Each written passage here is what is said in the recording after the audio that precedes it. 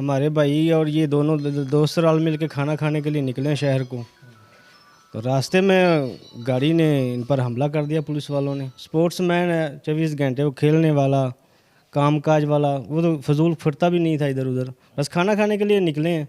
Police वालों ने बहुत जुल्म किया है जी हम पे। कसूर की तरफ रवाना है, पीछे से गाड़ी आई है पुलिस की डाला, उसने हमें डिपरे मारी है।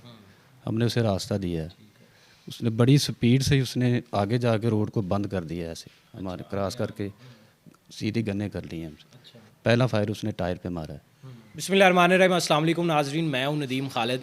नाजरीन, कसूर के नवाही इलाके में एक इंतहाई अफसोसनाक वाक़या पेश आया, जहां पर 5 दोस्त अपने गांव से निकलकर कसूर जा रहे थे, खाना खाने जा रहे थे। उस वक्त रास्ते में पुलिस एहलकारों ने उन पर फायरिंग खोल दी और 15 गोलियां मारी, जिसकी जद में आकर एक जाँ बहक हो गया, जबकि साथी जो हैं उसके वो ज़ख्मी हो गए, 2 महफूज रहे।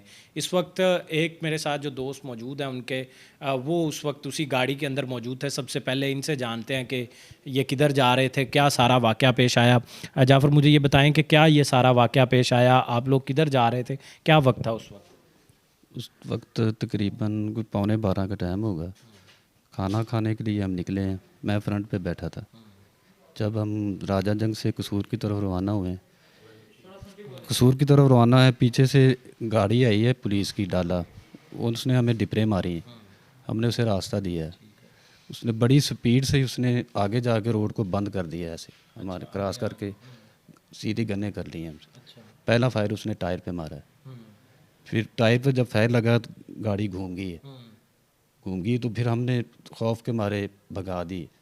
जब वहाँ से भाग, उसने फायरिंग हमारे पीछे ने फायरिंग की है उसने सिर्फ गाड़ी में ना, वो फायर करते रहे जब तक पीछे हमारे नहीं आए। तो इसमें धुंध फायरिंग करते, तकरीबन कुछ 10 मिनट फायरिंग करते रहे। और उसमें कौन कौन किस किस को गोलियां लगी? एक हमारा भाई था, छोटा दोस्त कम था, भाई ज़्यादा था, तो उसकी डेथ हो गई है। क्या नाम था उसका? असगर भट्टी जिसका। और भी जिनको गोलियां लगी? एक हमारा दोस्त था, भाई था, वो भी बचपन से वो ज़िंदगी मौत की कश्मकश में है हॉस्पिटल में। उसको कितनी गोलियां लगी? उसको भी 2 गोलियां लगी। कहाँ पे लगी हैं? कमर में लगी हैं, इधर से निकली। और जो असगर को कहाँ गोलियां लगी और कितनी गोलियां लगी? 3 कमर में लगी हैं उसकी, तीनों गोलियां कमर में। पीछे से वो फायर करते रहे हैं, पीछे हमारे नहीं है। कोई समझ आई कि क्या वजह है, ऐसी क्या दुश्मनी? ना तो हमने कहीं रास्ते में गाड़ी खड़ी की है, ना हम कहीं उतरे हैं। हमें इसीलिए तो परेशान हो गए भी हुआ क्या है। उन्होंने हमला ही किया हम पे ना। और ये कब से पीछा कब से कर रहे थे, कोई देखा था आप लोगों ने? बस उस वक्त ही देखा जब क्रॉस किया उन्होंने। अच्छा, क्रॉस करते ही सिर्फ देखा है हाँ कि जी। पुलिस की गाड़ी ने। उसने देखकर हमने रास्ता दिया उन्हें गाड़ी। क्या ये असगर जो था, इस पर कोई मुकदमात थे, पहले से इश्तेहारी था, क्या था? तो आज तक थाना ही नहीं देखा।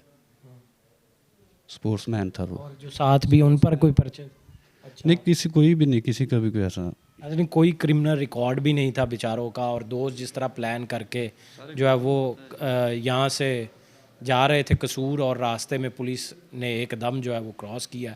न जाने क्या पीछे वजह है, ये तो अब इंक्वायरी रिपोर्टें जब आएंगी सामने तो तब लगेगा। इस वक्त मुद्दई मुकदमा भी मेरे साथ मौजूद है, उनसे जानते हैं। सर बताइएगा, क्या आपको सारा वाक़या सुनने में आया, क्या है सारा हुआ, किस तरह हो गया? जो मकतूल थे वो आपके क्या लगते थे? जो मकतूल है वो तो मेरा सक्का छोटा भाई है। तो हम तो रात को सो रहे थे अपने घर में। हमारे भाई और ये दोनों दोस्त रल मिल के खाना खाने के लिए निकले हैं शहर को।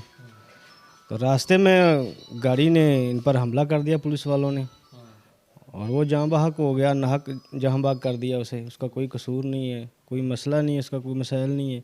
स्पोर्ट्समैन है, 24 घंटे वो खेलने वाला, कामकाज वाला, वो तो फजूल फिरता भी नहीं था इधर उधर, बस खाना खाने के लिए निकले हैं। पुलिस वालों ने बहुत जुल्म किया है जी हम पे। तो अब उसके बाद जब ये कत्ल हो गया, मौके पे ही कत्ल हो गया था या अस्पताल ले जाते हुए कत्ल? नहीं, वो रास्ते में फौत हुआ जब हम उसको हॉस्पिटल लेके जा रहे थे।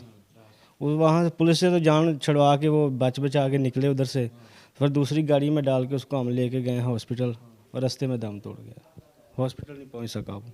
तो उसके बाद जब पुलिस ने कार्रवाई जो है वो क्या कार्रवाई की पुलिस ने? इस तरह के मुकदमात में तो अमूमन पुलिस ऊपर से उन पे ही डाल देती होती है जो मुद्दई होते हैं या जो मुतासरीन होते हैं। तो पुलिस ने आपके साथ क्या इंसाफ किया अभी तक? पुलिस ने अभी तक कोई इंसाफ नहीं किया। वो जो सादी एसएचओ है जालिम, जिसने उसको कत्ल किया, इस थाने का एसएचओ राजा जंग का है, वो अभी तक मफरूर है, वो अभी तक गिरफ्त में नहीं है। तो हम कैसे इंसाफ कह सकते हैं? जो मुजरम है तो वह बाहर फिर रहा है। मुजरम जब कैद में होगा, मुजरम जब गिरफ्तार होगा, उसके ख़िलाफ़ कार्रवाई होगी, फिर हम मुतमिन होंगे कि वाकई कुछ काम हो रहा है। जब वो मफरूर है, उसको पता नहीं इन पुलिस वालों ने भगा दिया खुद ही, कि वो खुद भाग गया, क्या मामला है, हम उस पुलिस पर हम कोई मुतमिन नहीं है। तो क्या वजह, आपको भी कोई तो वजह होगी, कुछ सामने आई अब तक पता लगा किस वजह से उन्होंने गोलियां चलाई थी आपके भाई? हमारे भाई पे क्या वजह बता सकते हैं? ना तो वो उसकी किसी के साथ दुश्मनी है, ना वो कोई लड़ाई झगड़ा है उसका किसी के साथ, ना कोई लेन देन का मामला है। कोई मामला ऐसा है ही आज तक नहीं, उसके खिलाफ दरख्वास्त भी नहीं है। उसने तो अल्लाह माने उसने थाने का मुंह भी नहीं देखा, भी थाना भी क्या होता है। तो उसकी हम क्या कह सकते हैं भी कैसे हुआ है? ये तो जुल्म किया पुलिस वालों ने सरासर, या तो उन्होंने किसी के कहने पे किया है, या पैसे लेके किया, क्या किया उन्होंने, उनको क्या मसला बना है? या वो एसएचओ सुनने में आया कि वैसे ही पागल है, उसको पता नहीं एसएचओ किसने लगा दिया है। वो तो मेंटली तौर पे पागल है, वो तो माल मत्ता लेके बंदों को कत्ल कर देता है। वो उसने कोई ऐसा मामला किया किसी ने उसके साथ। हमारी तो अपील है हुकूमत से, वज़ीर डीपीओ से, आपकी कोई नए डीपीओ आए हैं कसूर में, उन्होंने कोई आपके साथ कोई दाद रसी के लिए कोई बातचीत की हो, कोई मामला? डीपीओ साहब ने दाद रसीद यहाँ तक की है कि उसने अपना कोई वफद भेज के, अपना कोई पीए भेज के हम तक ये रसवाई की है, बातचीत की है कि इनके साथ जुल्म हुआ है, इनका जिन्होंने ये वाक़या किया है उनका पर्चा दो। मसलन भी जो भी उसने ये बयान दिया है कि उनका पर्चा दो।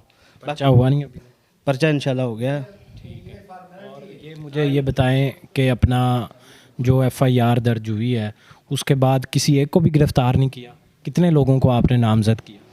5 बंदे हैं जी जो ऑन ड्यूटी थे उस रात, जो उस गाड़ी में थे, जिन्होंने फायर किए। एक ड्राइवर था, कांस्टेबल था, एएसआई था, एसएचओ था।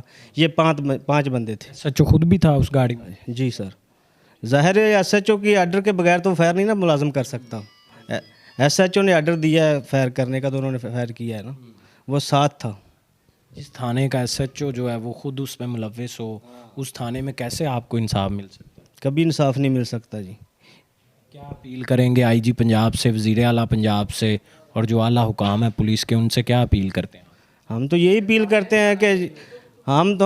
करते हैं कि वो हमें इंसाफ दें। हमारा भाई जवान भाई था, नौजवान शेर की तरह बहादुर आदमी था, उसको बिला वजह उन्होंने कत्ल कर दिया। इसका इंसाफ तो हमें ये देना, उन 5 बंदों को सजाए मौत दें जिन्होंने बिला वजह उसको कत्ल कर दिया। इसका कोई कसूर नहीं है, खाना खाने के लिए जाना रहा था, बस इसका ये कसूर है।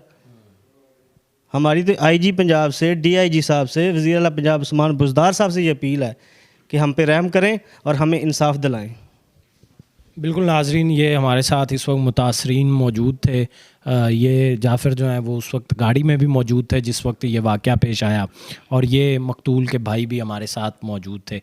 नाजरीन, ये एक इंतहाई अफसोसनाक, जितना भी इसकी मजम्मत की जाए कम है।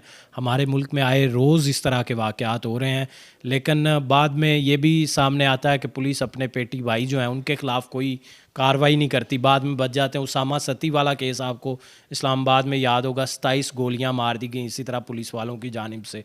उसके बाद क्या हुआ किसी को कोई इल्म नहीं। और इस तरह ये अगर वाक़यात होते रहेंगे तो रियासत की रिट भी चैलेंज होगी और शहरी जो है वो इंसाफ की हर उम्मीद खो देंगे। इस वक्त हमारे साथ पाकिस्तान तहरीक इंसाफ के मकामी रहनुमा जो हैं सरदार राशिद तुफ़ैल साहब मौजूद हैं। उनसे जानते हैं इस अफसोसनाक वाक़े पर वो किस तरह इसकी मजम्मत करते हैं, और उनका ही ये हल्का है जहाँ पर ये अफसोसनाक वाक़या पेश आया। सर बताइएगा, ये हमारी कसूर की पुलिस है और मकामी लोग थे, ये आपके हल्के के रहने वाले शरीफ लोग हैं, तो ये सारे वक़ूए किस तरह किन अल्फाज में मजम्मत करेंगे? बिस्मिल्लाहिर्रहमानिर्रहीम। सबसे पहले तो मैं मीडिया का मशकूर हूँ जो हमारी आवाज़ को पूरी दुनिया में फैलाते हैं। ये एक ऐसा वक़ूआ है, आपने किसानिया साहिवाल का ज़िक्र सुना होगा, वक़ूआ भी वो आपने देखा होगा, सेम ऐसे वक़ूआ ये इधर हुआ है। और ये एक इतनी बड़ी ज़ाती है कि जिन बच्चों के ख़िलाफ़ कोई एफआईआर नहीं, कोई लड़ाई नहीं, कोई मुकदमा नहीं है, और हो सकता है कि उनमें से कुछ लोग तो कभी थाने का रुख भी नहीं किया होगा, बग़ैर पूछे बग़ैर देखे इस तरह का कहना। और फिर मैं अपनी पार्टी से, अपनी जमात से भी पूछता हूँ कि भी हम बहुत कुछ नारा लगाते हैं, रियासत मदीना का भी हमने नारा लगाया है, कि मेरी बात को गलत ना समझे, पर ये तरीक़ेकार दुरुस्त नहीं है।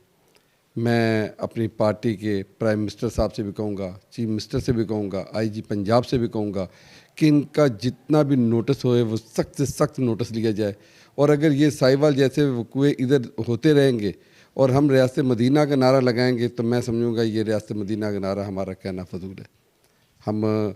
हम उस चीज़ को खो चुके हैं जहाँ हमें जाना चाहिए था। जो मुकामी पुलिस है, मुकामी डीपीओ जो कसूर के आए हुए हैं, उनसे कोई आपकी बात हुई हो? क्या वो यकीन दहानी करवाते हैं? कोई पुलिस के ख़िलाफ़ भी कोई कानूनी कार्रवाई ये जो एहलकार थे इनके ख़िलाफ़ होगी कि नहीं?